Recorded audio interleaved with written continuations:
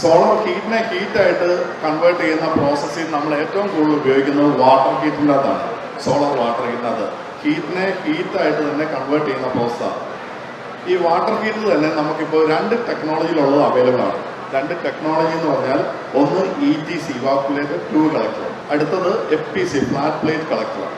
ഇതിൻ്റെ ഒരു അഡ്വാൻറ്റേജ് എന്ന് വെച്ചാൽ ഇത് വളരെ എഫിഷ്യൻ്റ് ആണ്, ഡ്യൂറബിൾ ആണ്, കംപ്ലൈൻറ്റ് ഫ്രീ ആണ്. നമുക്ക് ഒരു പ്രഷർ പമ്പ് ഒക്കെ കൊടുത്തിരിക്കുന്ന വീടുകളിൽ ഏറ്റവും അഡോപ്റ്റ് ചെയ്യാൻ പറ്റുന്ന ഒരു യൂണിറ്റാണ് ഇത്. FPCക്കകത്തെ ഫംഗ്ഷൻ എന്ന് പറഞ്ഞാൽ ഈ കാണുന്ന ഒരു കോപ്പറിൻ്റെ ഫിൻസാണ്. ഇത് ക്യാപ്പിലറി പൈപ്പാണ്. ഈ ക്യാപ്പിലറി പൈപ്പിൽ കൂടിയാണ് ഈ വെള്ളം ഒഴുകുന്നത്. അപ്പം ഈ ഫിൻസിൽ ചൂടടിച്ച് കഴിയുമ്പോൾ ഈ ക്യാപ്പിലറി പൈപ്പ് കൂടി ഒഴുകുന്ന വെള്ളത്തിലേക്ക് ട്രാൻസ്ഫർ ആവുക ചെയ്യുന്നത്.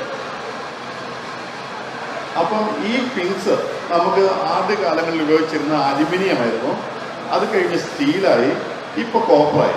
അതായത് ഹീറ്റിനെ കൂടുതൽ അബ്സോർബ് ചെയ്യാൻ പറ്റുന്ന 3 അബ്സോർബൻ്റാണ് അലുമിനിയം, സ്റ്റീല്, കോപ്പർ. ഇത് അലുമിനിയത്തെ സംബന്ധിച്ചിടത്തോളം കുറേ ഒരു 5 അല്ലെങ്കിൽ 6 വർഷം കഴിയുമ്പോൾ 7 വർഷം കഴിയുമ്പോൾ കൊറോഷനുള്ള ചാൻസ് ഉണ്ട്.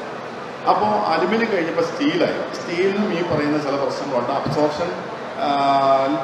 അബ്സോർഷനിലും കൊറോഷനിലും ചില ചാൻസുകളുണ്ട്.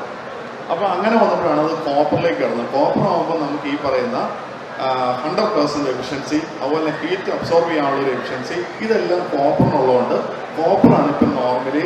കോപ്പറും അലുമിനിയം സ്റ്റീലും ഉപയോഗിക്കുന്നവരുണ്ട്.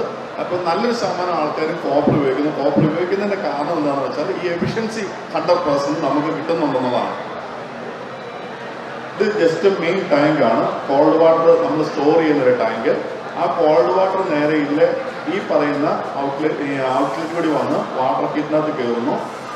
FPCക്കകത്തെ ഫംഗ്ഷനാണ് ഞാൻ ഈ പറയുന്നത് കേട്ടോ.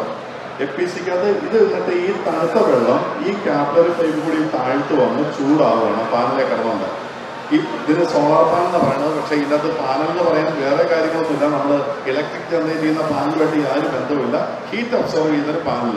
അപ്പോൾ ഇവിടെ കിടന്ന് ചൂടായിട്ട് ഈ ചൂടാവുന്ന വെള്ളം ഇതിലെ നേരെ വന്ന് ടാങ്കിൻ്റെ മോൾ സൈഡിലേക്ക് വരും. അതായത് നമ്മൾ ഈ വാട്ടർ ഹീറ്റിനകത്ത് സക്ഷൻ ഫോഴ്സ് ഉപയോഗിച്ചാണ്. അതായത് നമ്മൾ ഒരു കലത്തിൽ കഞ്ഞി വെക്കാൻ വേണ്ടി കലത്തിൽ വെള്ളം വെച്ചാൽ അത് എങ്ങനെയാണ് തണുത്ത വെള്ളം ചൂടുവെള്ളം നേരെ എപ്പോഴും മോളിൽ കിടക്കും. അതായത് തണുത്ത റൊട്ടേറ്റ് ചെയ്തുകൊണ്ടിരിക്കും.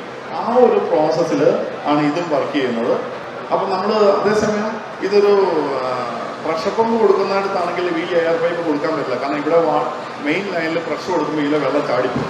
അപ്പോൾ അവിടെ നമ്മൾ എയർ റിലീസ് വാൽവും പ്രഷർ റിലീസ് വാൽവുമാണ് അതിൻ്റെ അത് കൊടുക്കുന്നത്. അപ്പോൾ ഈ പറയുന്ന ഇത് ഓപ്പൺ വാൽവ് ആയിരിക്കില്ല.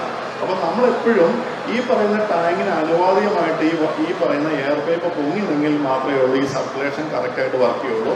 ഈ പൈപ്പ് താഴ്ന്നു വന്നാൽ ഈ ടാങ്കിലെ വെള്ളം ഇതിലെ ചാടി ചൂടുവെള്ളം ചാടിപ്പോകും. അതുകൊണ്ടാണ് ഈ പറയുന്ന ഹൈറ്റ് മെയിൻറ്റെയിൻ ചെയ്യുന്നതിൻ്റെ ഒരു കാരണം. അടുത്തത് ഇനി ഇവാക്കുലേറ്റഡ് ട്യൂബ് കളക്ടർ. ഇത് മാർക്കറ്റിൽ ഏറ്റവും കൂടുതൽ പ്രചാരമേകാനുള്ളൊരു കാരണം വെച്ചാൽ കോസ്റ്റ് എഫക്റ്റീവാണ്. ഇതിൻ്റെ അകത്ത് ഫംഗ്ഷൻ ഇപ്പം ഞാൻ നേരത്തെ FPCയുടെ അകത്ത് വർക്കിംഗ് മെക്കാനിസം കാണിച്ചു. ഇതിൻ്റെ അകത്ത് ഫംഗ്ഷൻ എന്ന് വെച്ചാൽ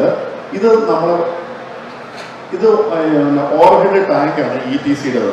അപ്പോൾ ഇതിൻ്റെ അകത്ത് നടക്കുന്ന ഫംഗ്ഷൻ എന്ന് വെച്ചാൽ നമ്മളിവിടെ തണുത്ത വെള്ളം ഇവിടെ വന്ന് കയറും. ഈ തണുത്ത വെള്ളം ഈ സെയിം ട്യൂബിൽ, ഇതൊരൊറ്റ ട്യൂബാണ് ഞാൻ നേരത്തെ കാണിച്ച.